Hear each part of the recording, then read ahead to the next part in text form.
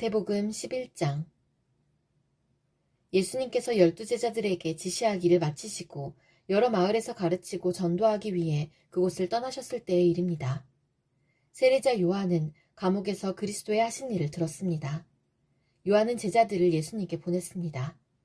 요한은 그들을 통해 예수님께 물었습니다. 오신다고 했던 분이 바로 당신입니까? 아니면 다른 분을 기다려야 합니까? 예수님께서 대답하셨습니다. 요한에게 가서 너희가 듣고 본 것을 말하여라. 보지 못하는 사람이 보고 걷지 못하는 사람이 걷고 문둥병 환자가 깨끗해지고 듣지 못하는 사람이 듣고 죽은 사람이 살아나며 가난한 사람에게 복음이 전해진다고 하여라. 나를 의심하지 않는 사람은 복이 있다. 요한의 제자들이 떠난 뒤에 예수님께서 모인 사람들에게 요한에 대해 말씀하기 시작하셨습니다. 너희는 무엇을 보러 광야에 나갔느냐? 바람에 흔들리는 갈대를 보러 갔느냐? 아니면 무엇을 보러 갔느냐? 화려한 옷을 입은 사람을 보려고 나갔느냐? 화려한 옷을 입은 사람은 왕궁에 있다. 그러면 너희는 무엇을 보러 나갔느냐? 예언자를 보려고 나갔느냐? 그렇다. 내가 너희에게 말한다.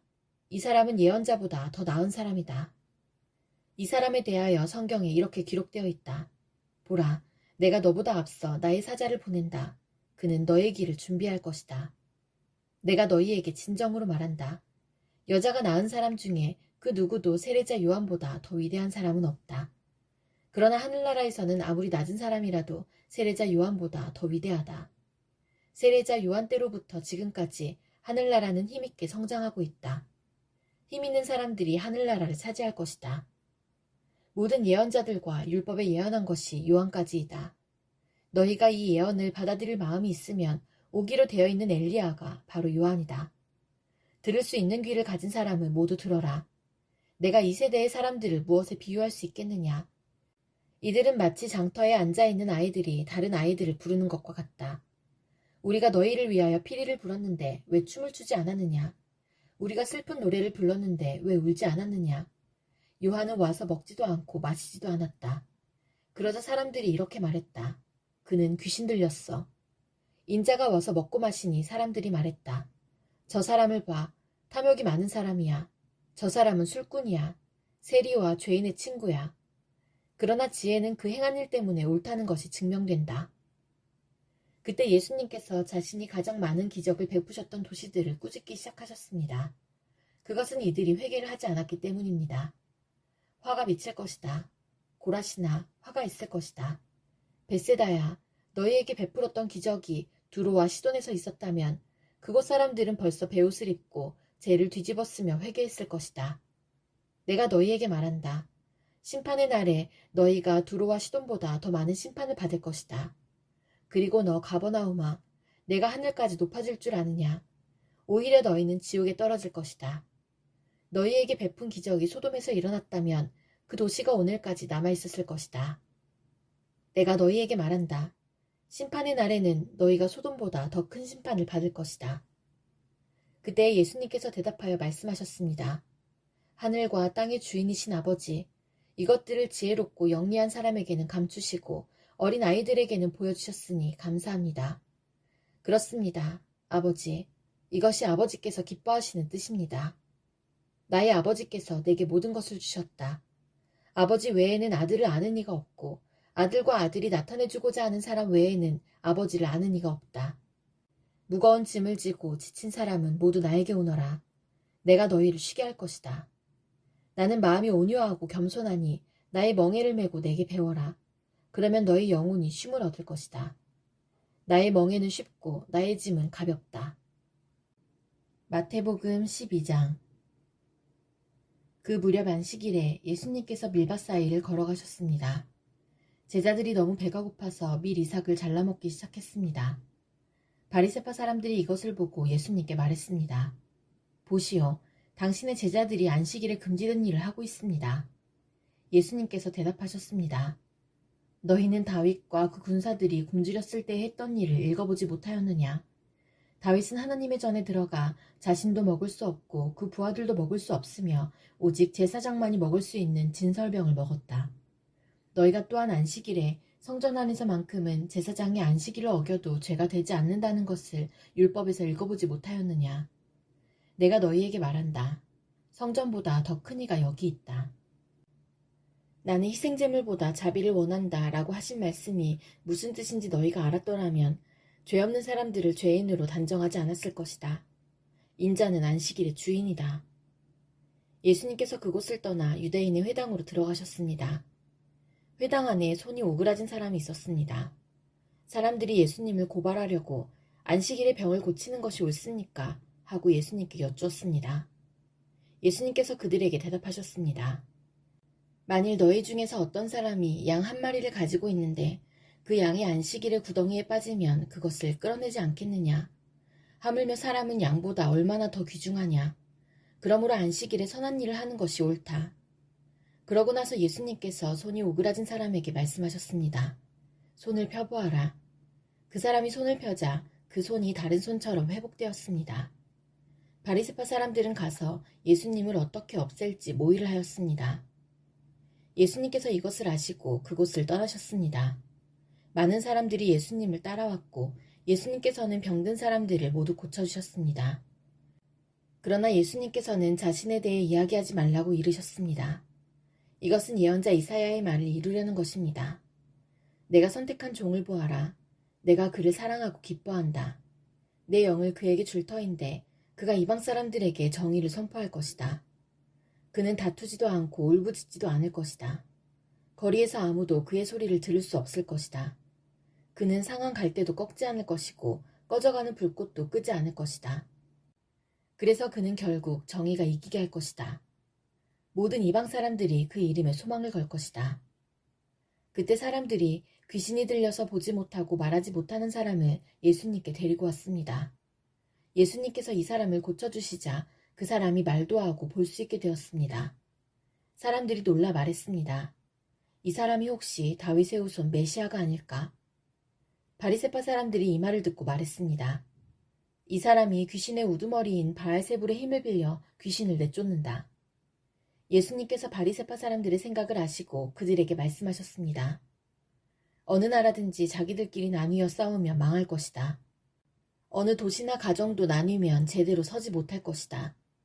마찬가지로 사탄이 사탄을 내쫓는다면 사탄이 자신을 대적한다는 말인데 그렇다면 어떻게 사탄의 나라가 설 수 있겠느냐?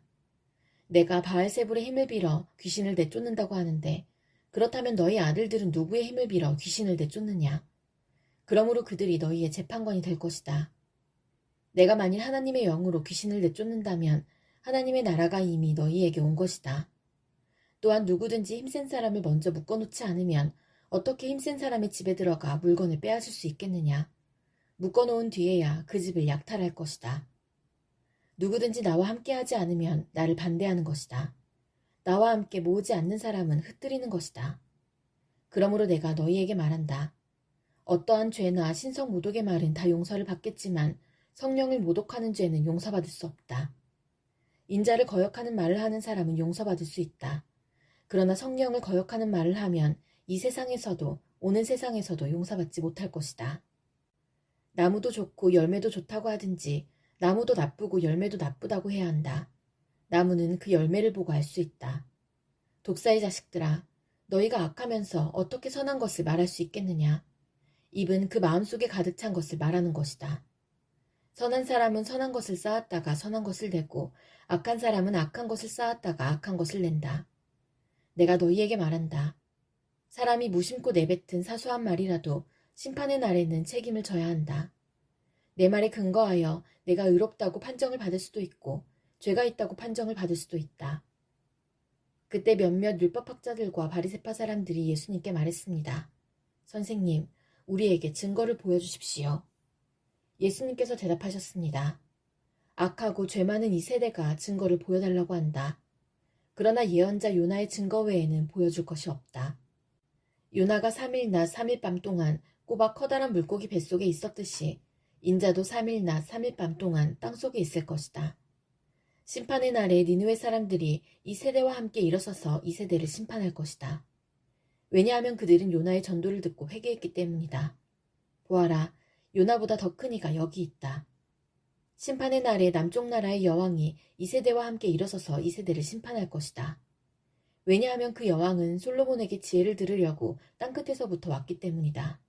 보아라, 솔로몬보다 더 큰 이가 여기 있다. 더러운 영이 어떤 사람에게서 나와 쉴 곳을 찾아 물이 없는 곳에서 헤맸으나 찾지 못하고 이렇게 말했다. 내가 나왔던 집으로 다시 돌아가야겠다. 돌아와 보니 그 집이 여전히 비어있을 뿐만 아니라 깨끗이 청소되고 정리되어 있는 것을 알았다. 그때 그 더러운 영이 나가서 자기보다 훨씬 더 악한 7영을 데리고 왔다. 그 영들 모두 그 사람에게 들어가 살게 되어 그 사람의 나중 상태가 처음보다 훨씬 더 나쁘게 되었다. 이 악한 세대도 이렇게 될 것이다. 예수님께서 사람들에게 말씀하고 계실 때에 예수님의 어머니와 형제들이 예수님에게 할 말이 있다면서 밖에 서 있었습니다. 어떤 사람이 예수님께 말씀드렸습니다. 보십시오. 선생님의 어머니와 형제들이 선생님께 말을 하려고 밖에 서 있습니다. 예수님께서 그 말을 전해준 사람에게 대답하셨습니다. 누가 나의 어머니이고 누가 나의 형제들이냐? 그러고 나서 제자들을 가리키면서 말씀하셨습니다. 보아라, 내 어머니와 내 형제들이다. 누구든지 하늘에 계신 나의 아버지의 뜻을 행하는 사람이 내 형제요, 자매요, 어머니이다. 마태복음 13장. 그날 예수님께서 집에서 나와 호숫가에 앉으셨습니다. 많은 사람들이 예수님의 주위에 몰려들었습니다. 그래서 예수님께서는 배에 올라가 앉으셨고 사람들은 호숫가에 그대로 서 있었습니다. 예수님께서 사람들에게 많은 것을 비유로 말씀하셨습니다. 농부가 씨를 뿌리러 나가 씨를 뿌리는데 어떤 씨는 길가에 떨어졌다. 그러자 새들이 날아와 씨를 모두 먹어버렸다. 어떤 씨는 흙이 별로 없고 돌이 많은 곳에 떨어졌다. 곧 싹이 났지만 흙이 깊지 않아서 해가 뜨자 시들어버렸고 뿌리가 없어서 곧 말라버렸다. 어떤 씨는 가시덤불에 떨어졌다. 가시덤불이 자라서 그 씨를 자라지 못하게 하였다. 어떤 씨는 좋은 땅에 떨어졌다. 열매를 맺었는데 어떤 것은 100배, 어떤 것은 60배, 또 어떤 것은 30배의 열매를 맺었다. 귀 있는 사람은 들어라. 제자들이 예수님께 와서 물었습니다. 왜 사람들에게 비유로 가르치십니까? 예수님께서 대답하셨습니다. 너희들에게는 하늘나라의 비밀을 아는 것이 허락되었으나 다른 사람들에게는 그렇지 않다. 가진 사람은 더 많은 것이 주어져 풍부해질 것이다. 그러나 가진 것이 없는 사람은 있는 것마저 빼앗길 것이다. 그래서 내가 비유로 사람들에게 말한다. 그들은 보아도 보지 못하고 들어도 듣지 못하고 이해하지도 못한다. 따라서 이사야의 예언이 이 사람들에게 이루어지는 것이다. 너희는 들어도 깨닫지 못할 것이고 보아도 알아보지 못할 것이다. 이 백성들의 마음이 둔해졌고 귀는 듣지 못하고 눈은 감겨있다. 그들이 눈으로 보고 귀로 듣고 마음으로 깨닫고 돌아와 내가 그들을 고치는 일이 없게 하려 함이다. 그러나 너희 눈은 보고 있으니 복되다. 너희 귀는 듣고 있으니 복되다. 내가 너희에게 진정으로 말한다. 많은 예언자들과 의인들이 너희가 지금 보는 것을 보고 싶어 했지만 보지 못했다. 너희가 듣는 것을 듣고 싶어 했지만 듣지 못했다. 씨 뿌리는 사람의 비유를 들어라. 누구든지 하늘나라의 말씀을 듣고도 깨닫지 못하면 악한 자가 와서 마음속에 뿌려진 것을 빼앗아가 버린다. 이런 사람은 길가에 뿌려진 씨와 같은 사람이다. 돌무더기에 뿌려진 씨와 같은 사람은 말씀을 들을 때 기쁘게 얼른 받아들이는 사람이다. 그러나 뿌리가 없어 오래가지 못한다. 말씀 때문에 어려움이 생기고 박해를 당하면 곧 넘어진다. 가시덤불에 떨어진 씨와 같은 사람은 말씀을 들으나 세상 염려와 재물의 유혹이 말씀을 가로막아 결국 열매를 맺지 못한다. 좋은 땅에 떨어진 씨와 같은 사람은 말씀을 듣고 깨닫는 사람이다. 이런 사람은 열매를 맺는데 어떤 사람은 100배, 어떤 사람은 60배, 어떤 사람은 30배의 열매를 맺는다. 예수님께서 그들에게 또 다른 비유로 말씀하셨습니다. 하늘나라는 자기 밭에 좋은 씨를 심은 사람의 빛될 수 있다. 사람들이 잠들었을 때 원수가 와서 밀 사이에 가라지를 뿌리고 갔다. 밀이 자라서 나달이 익을 때에 가라지도 보였다. 주인의 종들이 와서 말했다. 주인님, 밭에 좋은 씨를 뿌리지 않았습니까? 그런데 어디서 이런 가라지가 나왔을까요? 주인이 대답했다. 원수가 그랬구나. 종들이 주인에게 물었다. 저희가 가서 가라지를 다 뽑아버릴까요? 주인이 대답했다. 아니다. 너희가 가라지를 뽑을 때에 밀도 함께 뽑힐라. 추수할 때까지 함께 자라게 놔두어라.